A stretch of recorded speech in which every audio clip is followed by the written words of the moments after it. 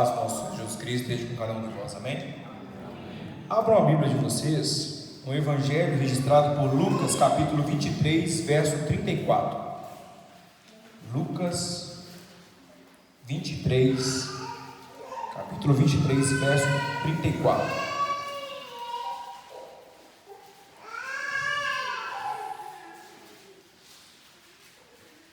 Todos encontraram? Então diz assim a palavra do nosso Deus: contudo, Jesus dizia: Pai, perdoe-lhes, porque não sabem o que fazem.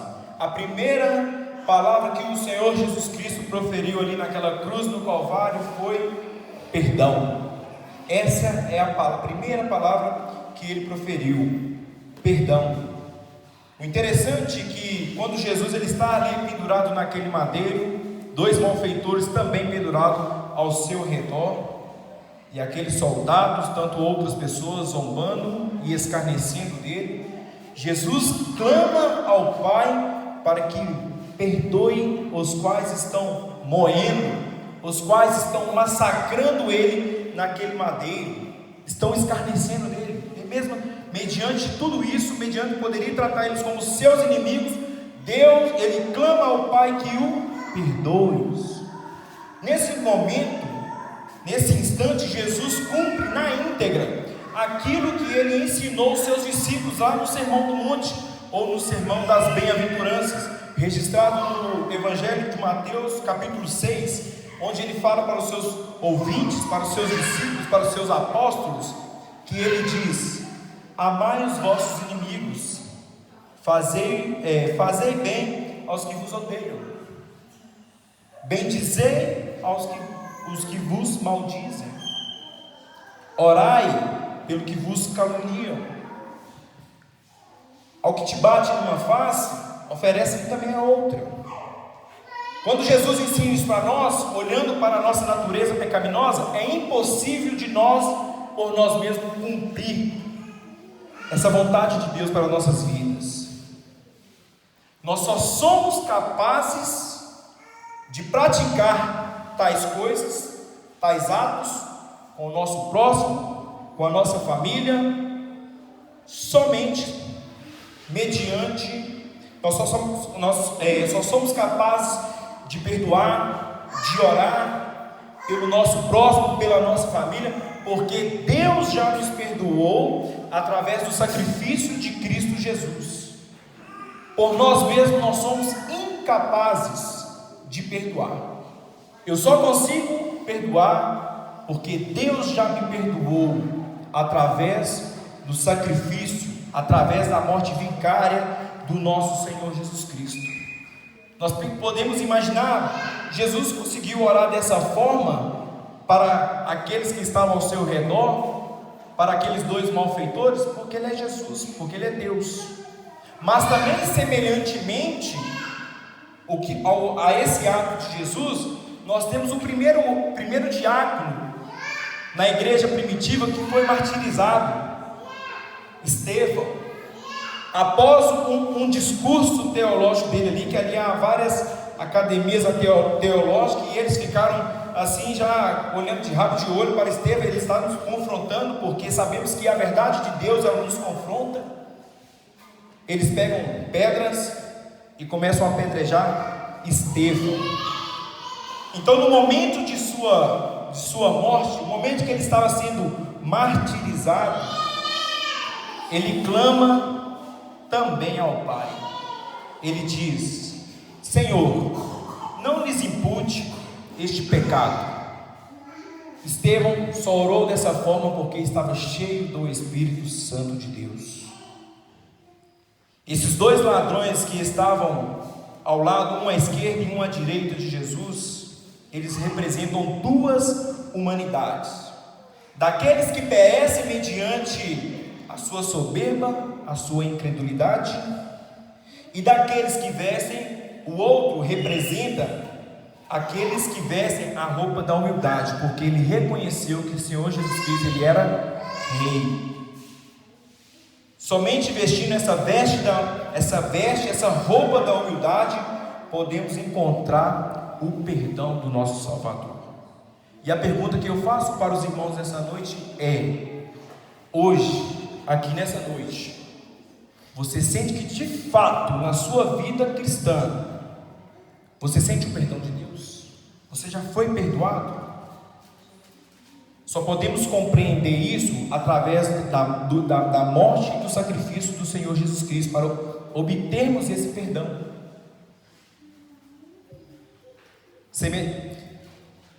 E uma coisa eu digo, e uma coisa eu pergunto para os irmãos: se você de fato entendeu que você já foi perdoado por Deus, você também tem, ou nós, que eu vou me incluir aqui também, nós temos um coração perdoador? Eis aí um dos nossos maiores desafios também da nossa vida cristã, porque o orgulho, o ego, às vezes ele quer bater na porta do nosso coração, ele não quer deixar que nós liberamos perdão. Precisamos lembrar que o perdão também não é somente da boca para fora, mas também são atos. Que Deus em Cristo Jesus ele possa ministrar sobre o nosso coração, que nós possamos ter um coração perdoado com o nosso cônjuge, com a nossa família, com os nossos amigos e também com aqueles que falham conosco. Somente através da graça, através do sacrifício de Cristo Jesus, nós possamos ter esse coração perdoado. A palavra está com o nosso irmão Giovanni.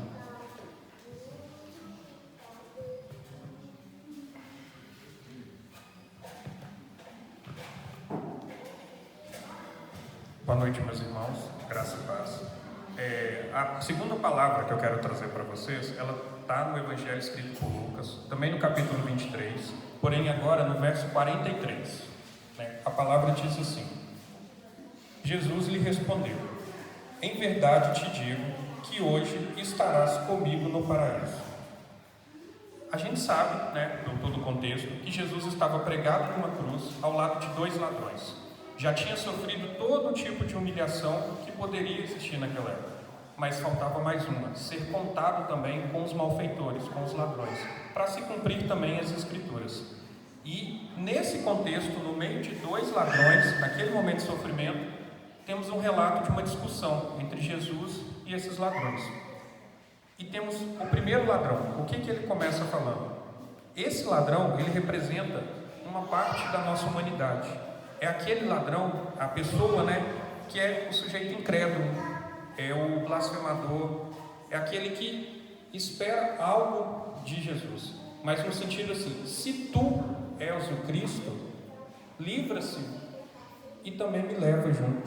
Ou seja, ele usou das mesmas palavras que Satanás usou para tentar Jesus no deserto. Se você é Deus, por que você está passando por isso? Desce daí, mas me leva junto. Então, ele não está interessado, ele não está buscando a salvação, reconhecendo quem é Jesus. Ele quer se beneficiar do que isso pode trazer para ele.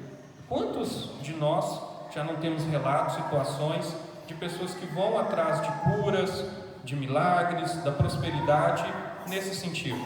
Não tem uma mudança verdadeira, não está interessado. Então, esse ladrão representa esse diálogo.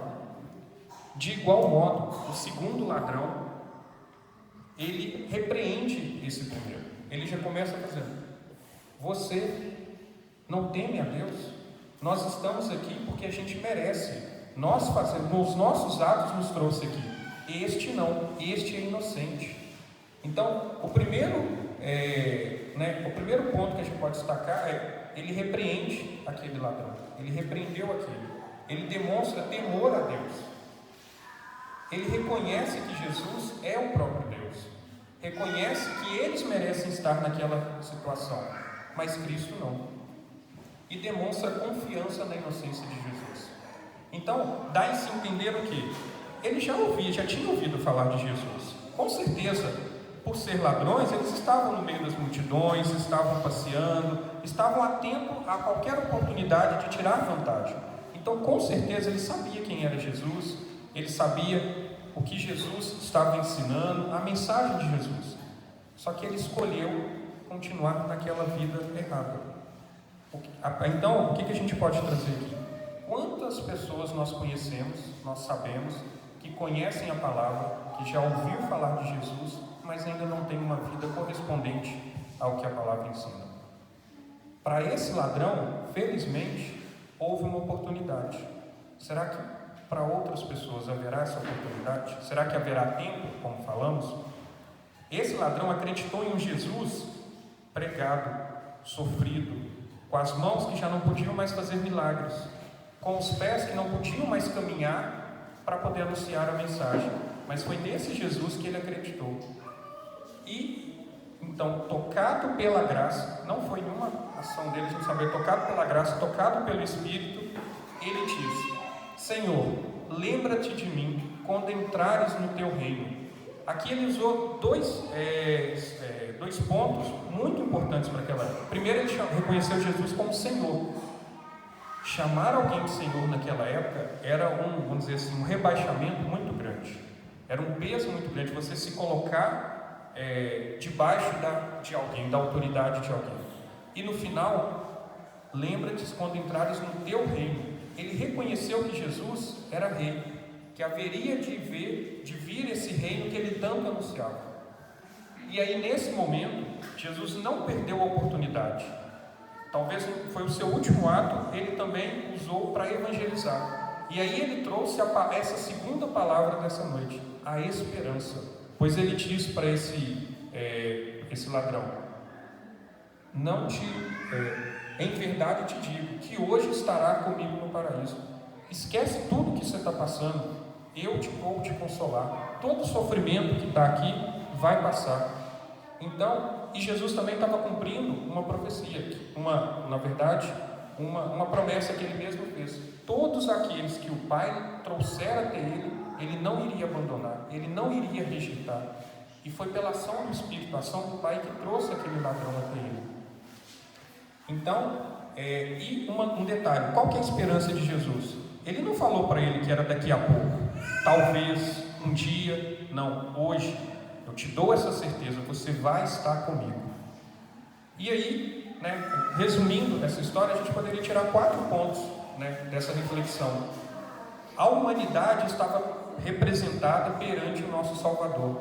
A humanidade caída, aquela que ouviu, mas não quer aceitar Jesus, e aquele que se arrependeu, que reconheceu que é um pecador, que reconheceu que estava no caminho errado. Então, estavam ali as duas partes representadas. E como falamos hoje pela manhã, do banquete de Deus e o banquete de Satanás. De qual lado a gente vai estar? De qual lado nós estamos caminhando para permanecer? Também temos o grande amor de Jesus pelo pecador arrependido. Observe, os dois falaram com Jesus, mas ele só respondeu aquele que mostrou arrependimento. O primeiro falou, pediu, e Jesus não o respondeu. Ele só respondeu que ele reconheceu: eu sou pecador, eu estou errado. E Jesus teve uma palavra de misericórdia para ele. O terceiro ponto, o perdão incondicional de Jesus. Jesus não perguntou para ele: mas você viu, você lembra? Eu já te falei, eu tinha te avisado. Ele não quis saber do que ele falou. Esqueceu tudo aquilo, conta a partir de agora. Então, independente do que a gente já passou na nossa vida, o que a gente já fez, os caminhos que a gente fez, se a gente se volta para Jesus, conta daqui em diante, ou conta o modo que nós vamos viver desse momento em diante. E a certeza que há essa esperança, que há uma vida eterna. Jesus disse que hoje ele estaria no paraíso. Então, para aqueles que se arrependem, para aqueles que estão fiéis, reconhecem Jesus como Senhor e Salvador, haverá essa salvação. E, infelizmente, sabemos que para aqueles que não o reconhecerem, haverá um castigo eterno. Obrigado.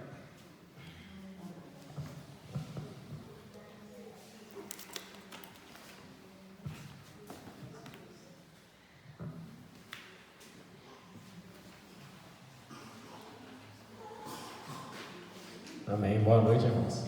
Tudo bem? O meu texto ele está lá em João, capítulo 19, os versos 26 e 27.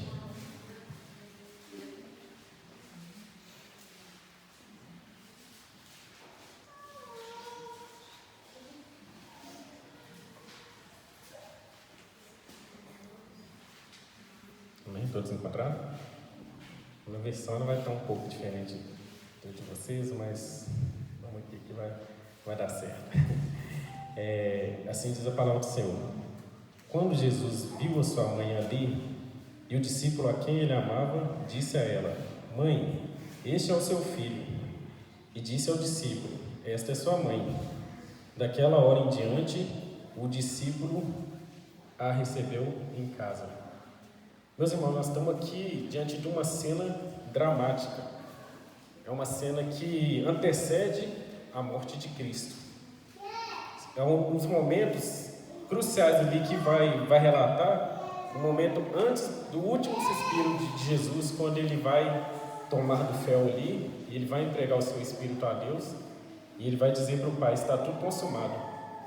E aí nós vemos que dos 4 evangelhos, apenas João ele cita esse acontecimento, mas é um acontecimento que eu creio que é tão importante para nós que ele não poderia deixar passar batido. A palavra ela relata ali no versículo um pouco anterior que Jesus ele estava pendurado ali naquele madeiro, e aos pés daquele madeiro estavam 4 mulheres: sua mãe, sua tia, Maria, que era mãe de Tiago menor, e Maria Madalena, da cidade de Magdala. E antes dele completar, né, o plano perfeito, salvífico do que ele veio cumprir neste mundo, ele dá uma ordem expressa para João, né, aqui ele relatado como o discípulo amado, mas os estudiosos eles creem que esse discípulo amado é o próprio João, até mesmo por outros relatos que ele fazem, né, no decorrer desse evangelho. E essa ordem é uma ordem que, a princípio, né, nos causa estranheza, porque se nós formos para entender, Jesus Cristo ele estaria ali cumprindo um papel, né, se nós fôssemos olhar pela ótica humana, ele estaria cumprindo um papel ali, e era um momento que já estava se findando, né, que era a salvação do homem, era a salvação do homem com relação ao pecado. Só que essa ordem que ele dá, ele demonstra também uma preocupação com a sua mãe e também com a família de Deus. Ele dá uma ordem específica para João, que nós vemos aqui nos versículos 26 e 27. Ele vira para Maria, né, e ela fala: Eis aí o teu filho.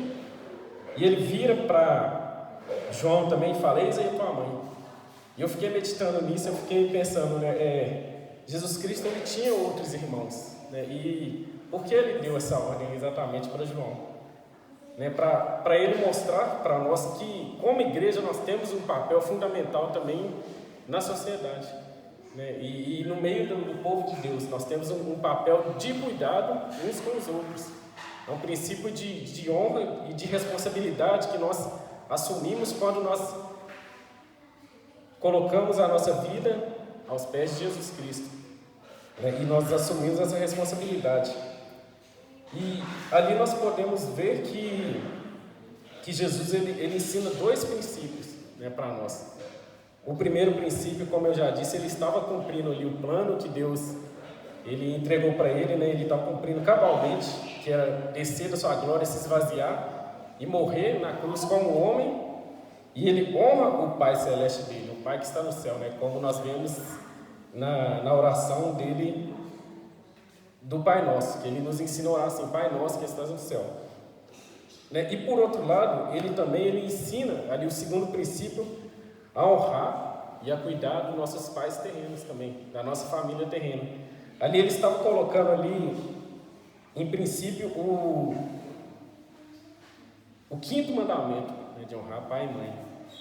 E se nós formos ver lá em o que diz em Êxodo 20, esse 5º mandamento ele é o primeiro mandamento após a honra a Deus. Ele vem colocando em tópicos ali os 4 primeiros mandamentos, e o 5º mandamento, que diz em relação à parte horizontal, ele coloca esse mandamento de honrar pai e mãe, para que, né, que a nossa vida ela fosse uma vida abundante, né, vamos dizer assim, diante de Deus.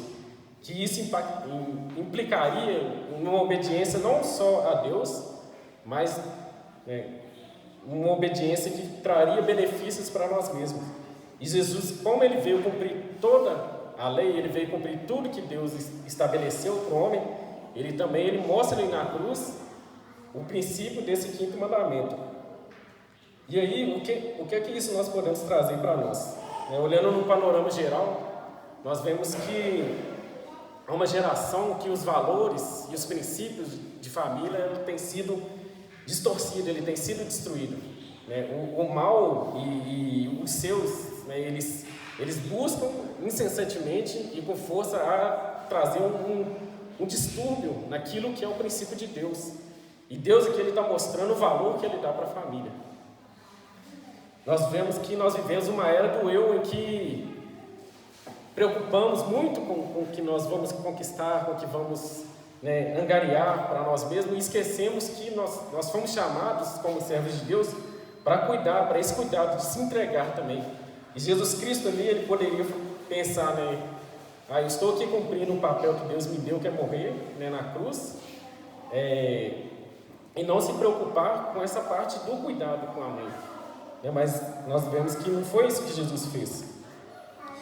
E nós vemos também, no panorama geral, que, como relata lá em 2 Timóteo 3, no versículo 1 e 2, que nos últimos tempos, Paulo ele fala expressamente que levantaria uma geração que não honraria pai e mãe. E para nós cristãos, nós temos que caminhar em direção contrária à direção que o mundo caminha.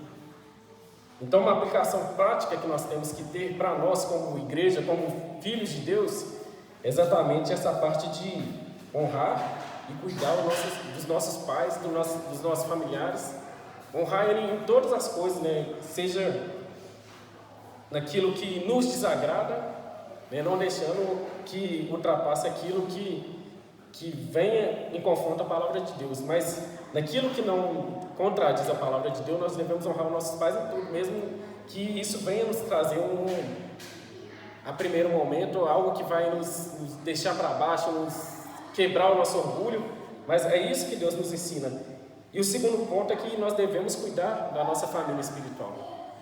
Na igreja nós temos irmãos e irmãs que passam por alguns momentos difíceis, hora ou outra, então nós temos que estar preparados para cuidar um dos outros. É isso que é o princípio que Jesus está fazendo ali na cruz, ele está ensinando. Esse é seu filho, em contrapartida, João, essa é sua mãe também, cuida dela. E ali nós vemos que João, ele pega, quando nós vamos aqui no versículo 27, que João ele atende aquela ordem imediata de Cristo.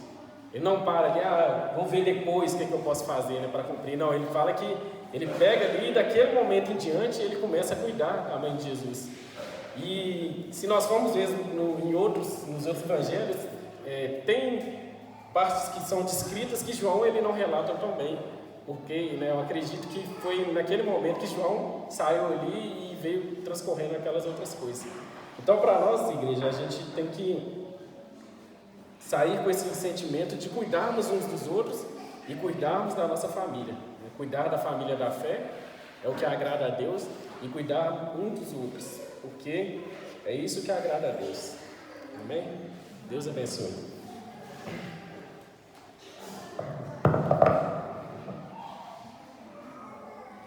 Boa noite, meus irmãos, graça e paz. O texto agora se dá em Mateus 27, 46.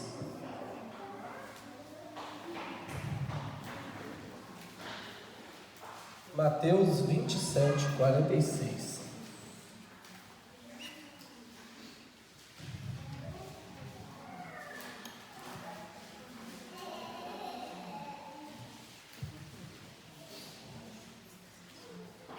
Diz o seguinte: por volta da hora 9, clamou Jesus em alta voz, dizendo: Eli, Eli, lama sabachthani?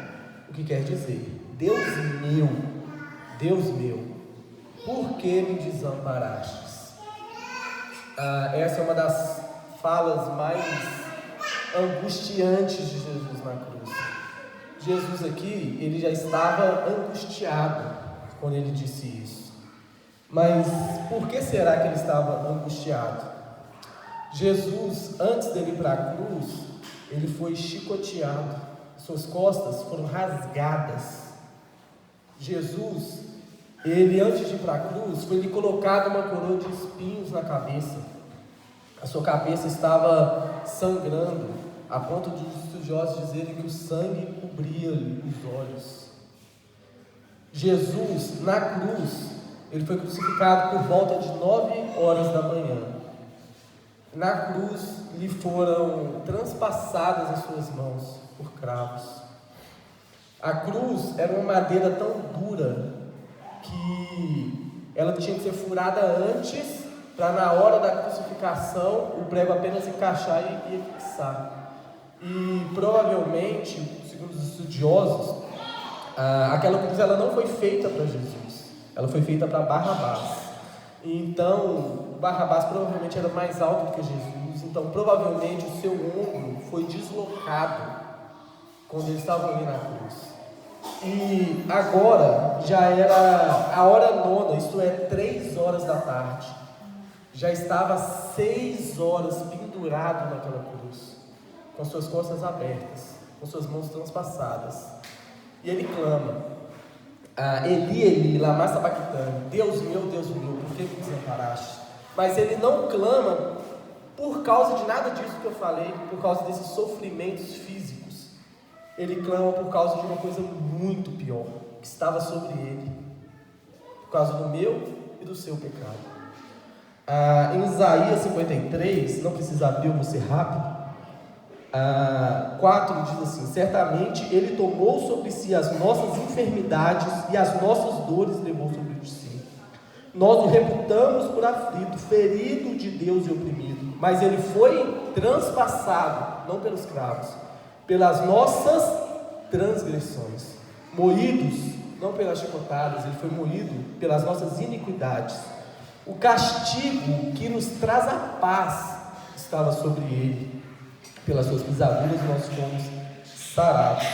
Então, a aflição de Jesus, o desespero de Jesus, ao clamar em alta voz, ao dar aquele provavelmente grito ali, não foi por causa dos sofrimentos físicos, foi por causa do meu e do seu pecado que estava sobre ele. Quer ver uma coisa? Atos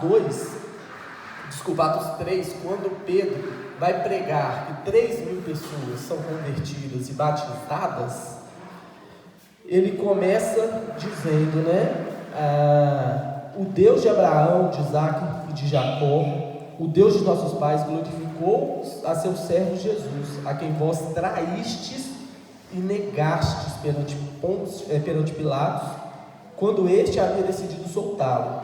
Vós, porém, negastes o santo e o justo e pedistes que vos concedessem um homicida.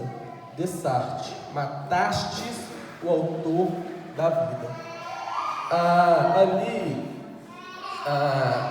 Aqui estava acontecendo a festa de Pentecostes. Tinham judeus de todas as partes do mundo conhecido naquela época. E muitos desses, a maioria, não estavam no momento da crucificação de Jesus. Eles vieram para essa festa específica.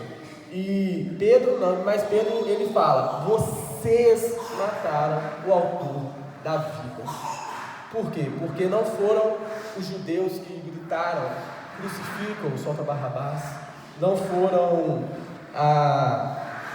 os romanos que o fizeram, mas foi o meu e o seu pecado. Se tem alguma coisa que deixou o nosso Salvador naquela cruz profundamente angustiado, foi porque o meu e o seu pecado estavam sobre ele. E por isso ele fala: Deus meu, por que me desamparastes?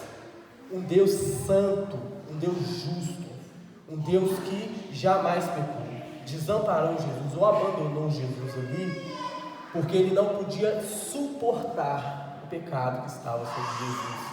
Ele não podia suportar aquilo ali. Jesus ele estava angustiado por causa desse pecado, porque Jesus ele jamais pecou, mas ele estava com uma multidão de pecados em cima dele. Por isso Deus o abandonou. porque Deus não podia ter parte, como Deus Santo não poderia ter parte com esse pecado. Então, meus irmãos, a reflexão que eu quero trazer hoje é que quando nós formos cometer algum pecado, que não seja por acidente, é claro, de forma consciente, nós venhamos lembrar que é esse pecado que matou Jesus, esse pecado que crucificou Jesus, esse pecado que deixou Jesus angustiado, esse pecado que Deus os desamparou ali. Essa é a reflexão que eu quero trazer hoje, que nós possamos pensar 2, 3 milhões de vezes antes, porque este pecado que cometemos é o pecado que transpassou o nosso Senhor, que moeu o nosso Senhor. Que Deus nos abençoe.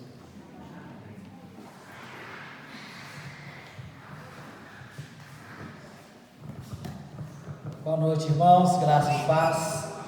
A quinta palavra de Jesus na cruz está registrada em João 19, versículo 28.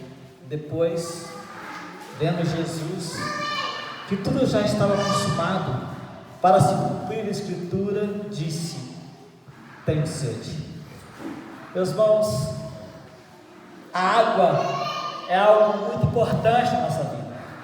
Quando nós olhamos aqui para o Salvador, o Senhor Jesus, depois de tudo que nós já vimos aqui, todo o sofrimento físico, e depois de ter sido exposto ao sol escaldante, a sede é inevitável. E aqui Jesus, fisicamente, humanamente, ele exclama: tenho sede. A sede é algo presente na nossa vida, não é? Praticamos esportes, caminhamos, não é? E a sede vem, mesmo depois que a gente come aquele cachorro quente, vem a sede. É algo físico, humano. E Jesus, como homem, ele teve sede, como eu e você. Mas também ele, sendo o próprio Deus encarnado, o Verbo que se fez carne, ele veio para cumprir a Escritura. Por isso que o texto diz: para se cumprir a Escritura. A Escritura nos diz lá no Salmo 69, versículo 21, que ele, o próprio Senhor Jesus, cumpriu essa palavra. E a palavra registrada já nos Salmos diz assim: por alimento me deram fel, e na minha sede me deram a beber vinagre. Ah, meus irmãos, já parou para imaginar você com aquela sede, doido para beber aquela água para refrescar? Te dão uma água salgada. Ah, meus irmãos, Jesus veio cumprir a Escritura para nos mostrar que Ele tem poder. Ele é o único capaz de matar a nossa sede. Por isso que Ele também registra no Evangelho de João, capítulo 7, versículo 37, dizendo: no último dia, o grande dia da festa, levantou-se Jesus e exclamou: se alguém tem sede, venha a mim e beba. Quem crer em mim, como diz a Escritura, do seu interior fluirão rios de água viva. Meus irmãos, Jesus é a fonte inesgotável da água da vida. Por isso que quando Jesus ele exclama: tenho sede, era para nos mostrar a importância de nós bebermos dessa água que é eterna, dessa água que nos leva para o céu. Então, quando Jesus ele exclama: tenho sede, ele quer nos mostrar não somente o seu lado humano, mas também o lado da salvação. A água que vai refrescar toda a nossa dor, todo o nosso sofrimento, nos trazendo alívio, nos trazendo a paz. Jesus é a fonte da água viva. Por isso, meus irmãos, que nós, como igreja, precisamos matar a nossa sede espiritual em Cristo. Ele é a fonte. E se você tem Cristo, do seu interior também precisa fluir essa água, para levar essa água para matar a sede de milhões e milhões de pessoas que continuam perdidas, sedentas, como terra seca, que precisa da chuva. Nós precisamos beber da água da vida, que é Jesus. Não sei como está o seu coração, talvez seco, sedento, precisando de receber essa água que é Jesus.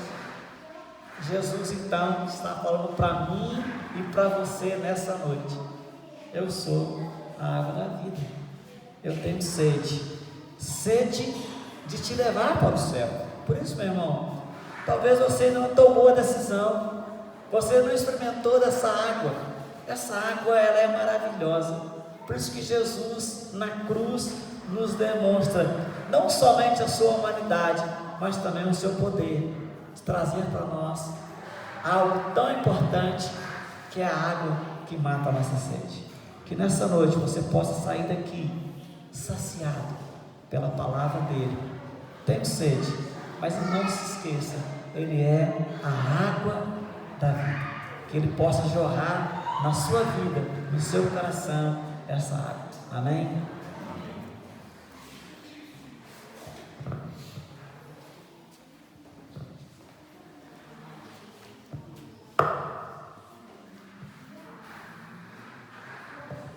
Cumprimento a todos com a paz do Senhor Jesus. Eu quero ser simples e sucinto nas minhas palavras dessa noite. Os irmãos que me antecedeu, na verdade, traz uma mensagem complexa. Para a compreensão humana, é impossível chegar a um senso comum daquilo que Jesus veio fazer na face da terra. Mas cabe a nós compreender e receber essa dádiva que foi nos entregue, porque compreensível jamais será. Mas Ele assim nos escolheu para que pudéssemos receber desse presente celestial e pudéssemos ter acesso aos santos dos santos, porque o véu foi rasgado naquele momento. O texto que eu trago nesta noite é o texto de João 19:30, um texto bem simples, é a continuação justamente daquilo que o nosso presbítero evangelista Osias leu aqui nessa noite. Diz assim: quando pois Jesus tomou o vinagre, ele disse: está consumado. E reclinando a sua cabeça, rendeu o seu espírito. Eu fui pesquisar um pouquinho a respeito do que seria esse ato de entregar o vinagre para Jesus tomar, logo quando ele teve sede. E não talvez a veracidade dos fatos por um estudioso, não por assim dizer que seriam fatos de um estudioso, de algum pesquisador, mas só tinha duas opções: que o ato de dar o vinagre para Jesus ali na ponta do ensopo seria um ato de misericórdia, porque vinagre ele é antibactericida, como é que eu falo, antibiótico, e que o outro ato seria um ato de crueldade, de dar vinagre para alguém que estava com sede. Ele desejava uma coisa, mas subjugando a ele, dizendo que ele era alguém fora da sociedade que merecia estar ali naquele lugar. Eles ofereceram algo que traria um sabor indesejado para ele naquele momento e pioraria a situação do mestre. Uma coisa que nós precisamos compreender, que eu trouxe ao meu coração naquele momento, é que sim, foi um ato cruel, mas foi aquele ato de crueldade que o nosso Deus usou como misericórdia sobre as nossas vidas. Se não fosse daquele jeito, não seria sobre nós. Se não fosse Jesus que tomasse aquele vinagre, não nos alcançaria. Porque a Bíblia vai dizer que é nesse momento em que ele diz que está consumado, e que ele derrama sua alma na morte, e ele faz oferta da sua vida em favor dos nossos pecados, porque o castigo que nos traz a paz hoje estava sobre ele, pelas suas pisaduras, pelas suas chicotadas, por aquele vinagre nos seus lábios, nós fomos sarados, nós fomos alcançados. Nós podemos dizer que fomos salvos, nós podemos dizer que fomos justificados, nós podemos dizer que fomos alcançados pelo amor do Pai. É muito mais profundo. Se não fosse daquele jeito, não seria de outro, não teria outra forma. Foi esse o momento cabal, quando a vida dele é entregue à morte. Ele precisava morrer, ele precisava dizer: está consumado. Partindo desse pressuposto do está consumado, a palavra dita naquele momento é tetelestai. Tetelestai em hebraico. Tetelestai era um termo usado quando se quitava uma dívida. Se você tinha uma promissória e você devia a alguém, quando você quitava aquela dívida, era escrito tetelestai, está pago, foi consumado, já está terminado o que precisava ser feito. Era isso que Jesus estava dizendo naquele momento. Pai, o que foi me incumbido, o que foi me colocado por responsabilidade, termina nesse momento. Eu acabo de cumprir com todas as minhas obrigações. Eles não precisam fazer mais nada. Eles não precisam oferecer sacrifício e holocausto, como acontecia na festa dos tabernáculos. Sabe por quê? Porque aquele sacrifício era imperfeito. Era necessário você ter um animalzinho para cobrir a sua multidão de pecados. Você entregava ali o sacerdote, aquele sangue era derramado sobre o altar e subia como um cheiro suave ali, aquela fumaça diante do Senhor, e ele assim recebia. Agora não, era o próprio Filho de Deus, imaculado, sem nenhuma mancha, perfeito, santo e libado, que entregava a sua vida em favor da minha e da sua. Nada mais era necessário. O sacrifício perfeito nos alcançava. Nada pode nos separar do amor de Deus que está em Cristo Jesus, que alcançou a você, que alcançou quem está do seu lado, que alcançou a nós que estamos aqui, salvos em Cristo Jesus. Foi só por Ele. Está consumado. Uma vez salvo, salvo para sempre. Amém?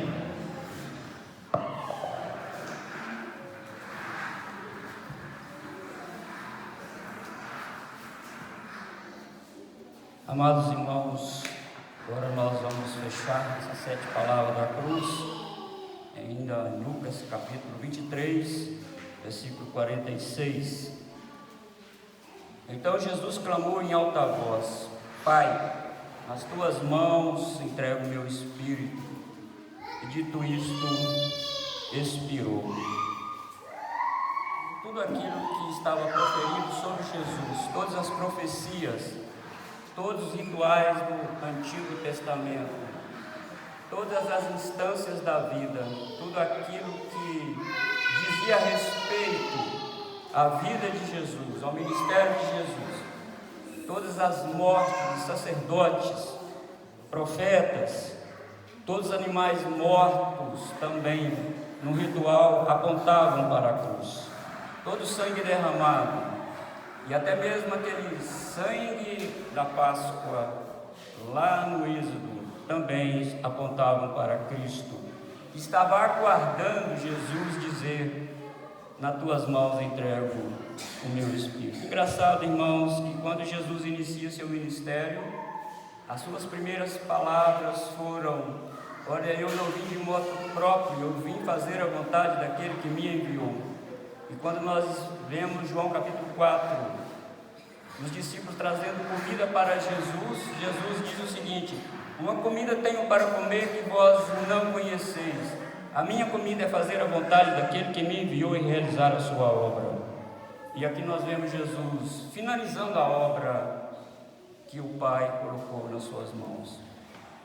Engraçado que ele não entregou, irmãos, o seu espírito às convenções da lei romana e muito menos para o sinédrio. O texto é bem claro: ele entregou a sua vida a Deus, o seu Pai. Roma poderia até ter pensado: matamos esse homem que se dizia rei dos judeus. Ou até mesmo as autoridades religiosas poderiam dizer: conseguimos tirar esse homem de cena, matamos-lo. Mas não foi assim. E Jesus deixa claro ali, mesmo quando está sendo de dor, irmãos, acredito que Jesus estava em grande estado febril, os seus pulmões estavam bastante comprometidos, e Jesus naquela estado agonizante da sua vida, carregando todo o meu e o seu pecado, e mesmo assim, irmãos, calado, simplesmente falando essas palavras que os nossos irmãos me antecedeu. E ali ele entrega a sua vida ao Pai. Deus entregou seu Espírito nas mãos de Deus. E não, irmãos, para um sistema aleatório, e não no fatalismo, Jesus não foi nenhum Marte como as pessoas pregam por aí. Jesus veio cumprir as profecias do Antigo Testamento. Jesus é aquele que Deus vaticinou lá em Gênesis 3:15, da semente da mulher nasceria um que esmagaria a cabeça da serpente. E quando ele diz: Pai, está consumado, Pai, nas tuas mãos entrego o meu espírito. Irmãos, tem uma implicação teológica e espiritual muito grande para nós que estamos aqui reunidos nesta noite. Isso fez uma cobertura completa desde o Antigo Testamento até aqui. Todas aquelas pessoas que morreram no Antigo Testamento morreram esperando esta palavra, ouvindo esta palavra. E nós que estamos do lado de cada cruz, nós estamos ouvindo, irmãos, nitidamente esta palavra de Jesus ali na cruz. Na tua mão entrego o meu espírito. É uma rendição, é uma entrega. Olha Atos capítulo 4, versículo 25 até o 28. Poderia sim as leis romanas, as autoridades romanas pensarem que eles tinham cumprido aquilo que a lei deles determinava. Mas olha o que diz a Santa Escritura em Atos capítulo 4, versículo 25 até o 28. Que disseste por intermédio do Espírito Santo, por boca de Davi nosso pai, teu servo: porque se enfureceram os gentios e os povos imaginaram coisas vãs. Levantaram-se os reis da terra e as autoridades ajuntaram-se uma a uma contra o Senhor e contra o seu ungido. Porque verdadeiramente se ajuntaram nessa cidade contra o teu santo servo Jesus, a qual ungiste Herodes e Pôncio Pilatos, com gentios e gente de Israel. Olha o final, versículo 28. Para fazerem tudo o que a tua mão e o teu propósito predeterminaram. Eles pensaram que estavam cumprindo o propósito deles, mas aqui está claro, queridos irmãos, que ali, naquela cruz, e todas as palavras que foram ditas aqui, registradas pelos evangelhos, Pedro aqui deixa claro, foi um propósito predeterminado. Até mesmo a maldade, a crueldade dos soldados romanos. Eu também endosso aqui a palavra do nosso irmão. Ali foi um ato de crueldade contra Jesus. Mas é um ato de crueldade predeterminado por Deus, porque Jesus tinha que levar sim o meu e os seus pecados, como já foi falado aqui em Isaías 53. Ele levou o meu e o seu pecado. Isto é muito sério para nós pensarmos, irmãos, aqui nesta noite. Jesus levou os nossos pecados, porque tudo tinha sido predeterminado pelo nosso Deus. Deus escreveu isso, e como a palavra de Deus diz, o Cordeiro foi morto antes da fundação do mundo. Antes de Deus criar qualquer coisa, antes de existir qualquer coisa, havia somente a triunidade. Havia sim um pacto, que nós chamamos de pacto da redenção.